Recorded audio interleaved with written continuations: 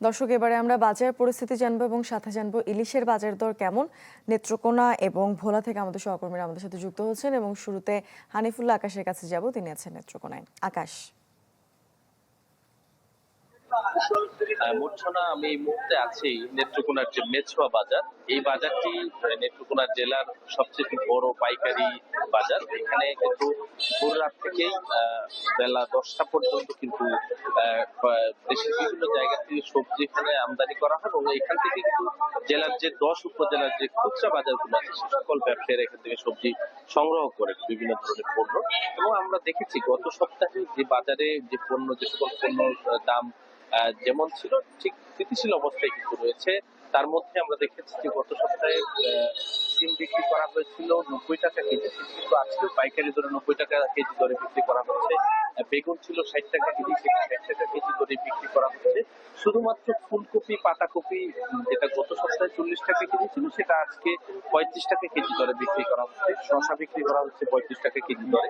এবং এখানে ব্যবসায়ীরা বলছে যে আসলে গত বছরে তুলনায় এবছরে এই মৌসুমে আমদানি কম থাকায় বাজারে কিন্তু সকল পণ্যের দাম কমছে না। কিন্তু উল্টো কথা বলছে হচ্ছে ক্রেতারা বলছেন যে গত বছর এই সময়টাতে কিন্তু যে সকল সবজির দাম এখন 50, 60, 100 বা 80 টাকা কেজি, সেটি কিন্তু 40 টাকা, 30 টাকা কেজি দরে বিক্রি করা হচ্ছে। ওরা এই শীতের মৌসুমেও কেন এখন এই সবজির দাম কমছে না? নানাবিধ অজুহাতের কথা বলে কিন্তু ব্যবসায়ীরা এ সকল পণ্যের মূল্য এখন পর্যন্ত বৃদ্ধি রেখেছে।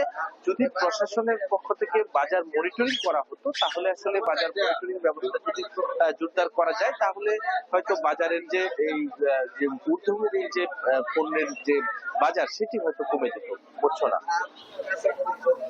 আকাশ, আপনাকে ধন্যবাদ। দর্শক, এবারে HM জাকির আমাদের সাথে যুক্ত আছেন ভোলা থেকে, তার কাছে জানবো ইলিশের বাজার দর সম্পর্কে। জাকির।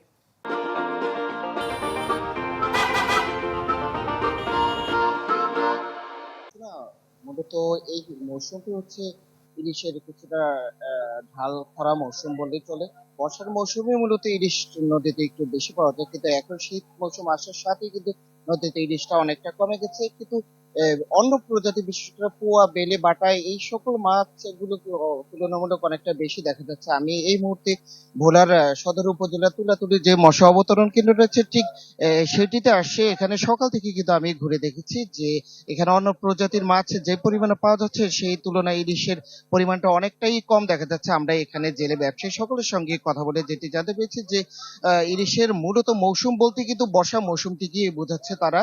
আর শীত আসার সাথে কিছুটা ইলিশ নদীতে কম পাওয়া যায়। সঙ্গত কারণে কিন্তু আমরা দেখছি যে ইলিশের যে পরিমাণে পাওয়া যাচ্ছে, তাতে করে দাম আকাশ ছোঁয়া। এক কথায় সাধারণ মানুষের ক্রয় ক্ষমতার বাইরেই চলে গেছে। বড় আকৃতির ইলিশ, বিশেষ করে 1 কেজির যে মাছগুলো রয়েছে, 1 কেজির উপরে, সেগুলো হালিপতি বিক্রি হচ্ছে 12 থেকে 15 হাজার টাকা, এবং ছোট আকৃতির যেগুলো মাঝারি, অর্থাৎ 700 গ্রাম থেকে 800 গ্রাম ইলিশ, সেগুলা হালিপতি বিক্রি হচ্ছে 5 থেকে 6 হাজার টাকা। ছোট যেগুলা ঝাটকার একটু বড়, সেগুলা বিক্রি হচ্ছে হালিপতি 700, 800 বা 1 হাজার টাকা। মাছের সরবরাহ কম থাকার কারণে কিন্তু এখানে আমরা যে পরিমাণ ক্রেতা দেখতে পাচ্ছি, তাতে করে ইলিশের দিকে কেউই যাচ্ছে না, সবাই কিন্তু অন্য প্রজাতির মাছের দিকে যাচ্ছে। আমরা বিষয়গুলো নিয়ে কিন্তু জেলা মৎস্য বিভাগের সঙ্গে কথা বলেছি। মৎস্য কর্মকর্তা আমাদেরকে জানিয়েছিল যে এখানে কিছুটা জলবায়ুর বিরূপ প্রভাব তো কিন্তু তিনি দুষছেন। সাধারণত যে ক্লাইমেট চেঞ্জের যে বিষয়টি, নদীতে পানি কিছুটা শূন্যতা, পানি একটু কমে যাওয়ার কারণে বিভিন্ন স্থানে নাব্য সংকট দেখা দিয়েছে। ডুবোচর পরে সাধারণত সাগর থেকে ইলিশ নদীতে আসতে অনেকটা বেগ পেতে হচ্ছে, তাতে করে কিন্তু ইলিশের পরিমাণটা অনেকটাই কমে গেছে। সে কারণে তারা বলছে যে হয়তো যদি নদীর পানি বৃদ্ধি পায়, তাতে করে হয়তো ইলিশ।